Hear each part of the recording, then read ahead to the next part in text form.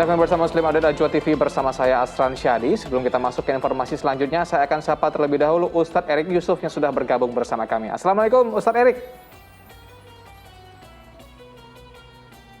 Assalamualaikum Ustadz. Waalaikumsalam warahmatullahi wabarakatuh. Waalaikumsalam. Semoga selalu sehat Pak Ustadz ya. Ya, nampaknya kami akan terus coba terhubung dengan Pak Ustadz. Nah, ini kita langsung ke informasi yang pertama Pak Ustadz. Ini Polres Karawang berhasil menangkap 6 dari 8 pelaku pembunuhan yang menewaskan seorang pria pengusaha rumah makan Padang di Karawang, Jawa Barat. Salah satunya adalah istri korban yang juga menjadi otak pembunuhan.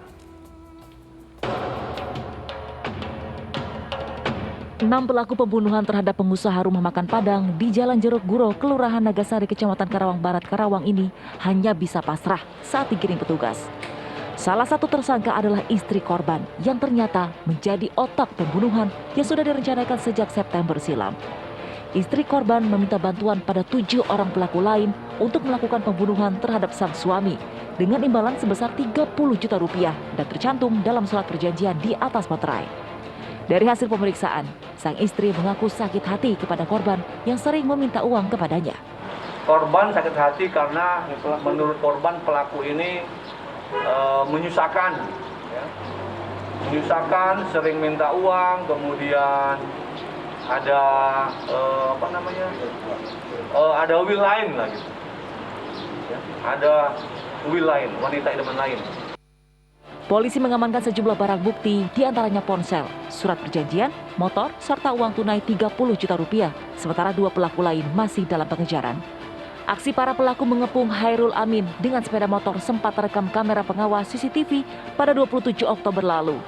Kemudian pengusaha rumah makan Padang berusia 54 tahun itu ditemukan tewas bersimbah darah oleh anaknya di depan rumah. Korban tewas dengan sejumlah luka tusuk senjata tajam di bagian kepala, tangan, punggung hingga perut. Istri korban yang saat kejadian berada di dalam rumah berpura-pura menangis histeris dan meminta bantuan kepada warga setempat. Belakangan terungkap, sang istri adalah dalang pembunuhannya. Syamsunur Syam melaporkan dari Karawang, Jawa Barat. Astagfirullahaladzim, tega sekali perilaku istri yang dengan sengaja membunuh suaminya sendiri ya Ustadz. Ini sempat drama pura-pura juga Ustadz pas ditemukan begitu oleh sang istri, pura-pura menangis, pura-pura histeris. Itu kan serem sekali Pak Ustadz. Nah Ustadz, kalau jika dilihat dari motifnya ini agak aneh. Istri sakit hati karena suami sering minta uang. Nah ini gimana Ustadz? Bukannya kalau sudah menikah, masalah keuangan, masalah apapun di rumah itu kan harus diselesaikan sama-sama Ustadz ya?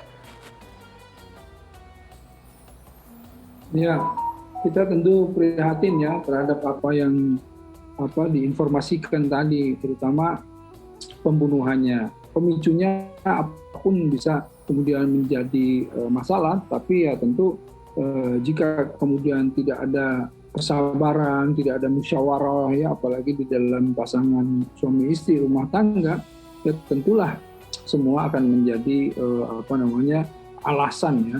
Pertama kalau kita lihat bagaimana permasalahan keuangan, tentu seorang suami itu kan berkewajiban ya qawwamuna 'alan nisa ya, rajul itu jadi lelaki itu pemimpin ya, sebagai pemimpin rumah tangga ya, pemimpin keluarga, dia yang wajib menafkahi begitu. Nah, jika seandainya kemudian istri juga ikut kemudian membantu ya insya Allah ya itu menjadi tambahan pahala bagi istrinya. Tetapi yang berkewajiban memang diutamakan atau yang wajib itu adalah suaminya. Nah, kemudian kalau misalnya terbalik, nah inilah yang kemudian menjadi ketimpangan. Mesti kemudian ada satu komitmen, ada satu sama-sama berkomitmen bagaimana nanti mengaturnya kalau seandainya istri yang kemudian mendapatkan rezeki lewat dia ya, nafkah dan lain-lain, bagaimana kemudian